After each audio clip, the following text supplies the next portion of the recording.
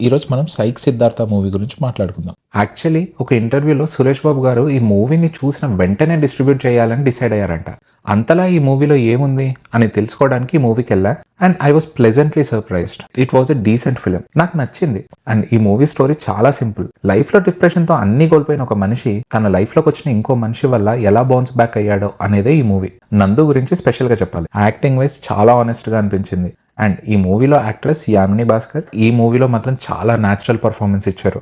And వాళ్ళిద్దరి మధ్య chemistry కూడా చాలా రియల్ అండ్ న్యాచురల్ గా ఉంది. ఈ మూవీ ఫస్ట్ హాఫ్ లో కొంచెం పేసింగ్ ఇష్యూస్ ఉన్నా సెకండ్ హాఫ్ మాత్రం నిజంగా వర్కౌట్ అయింది. అన్ని పాజిటివ్ గానే చెప్తున్నాం. ఈ మూవీలో ఫ్లాస్ ఏం లేవా అంటే ఉన్నాయి. ఫస్ట్ హాఫ్ లో మెయిన్లీ ఫిల్లర్ సీన్స్ ఉన్నాయి. అండ్ హీరో ఫ్రెండ్ తో వచ్చే సీన్స్ కూడా మూవీకి పెద్దగా ఏం కాంట్రిబ్యూట్ చేయలేదు. అండ్ కొన్ని సీన్స్ లో కామెడీ చాలా ఫ్లాట్ గా ఉంది, అంతగా వర్కౌట్ అవ్వలేదు. అండ్ ఈ మూవీకి సెకండ్ ప్రాబ్లం ఏంటంటే సినిమాటోగ్రఫీ. బ్యాడ్ అని చెప్పట్లేదు, but at the same time ఈ మూవీ చూస్తుంటే ఏదో యూట్యూబ్ వీడియో చూసే వైబ్ అయితే వచ్చింది. But at the end of the day movie చూసి బయటకు వచ్చే టైంలో I was happy and satisfied. Next level cinema అని చెప్పను, బట్ డెఫినెట్ గా better than what I expected. And final గా ప్లీజ్ ఈ వీడియోని లైక్ చేసి ఛానల్ని సబ్స్క్రైబ్ చేసుకోవడం మర్చిపోవద్దు.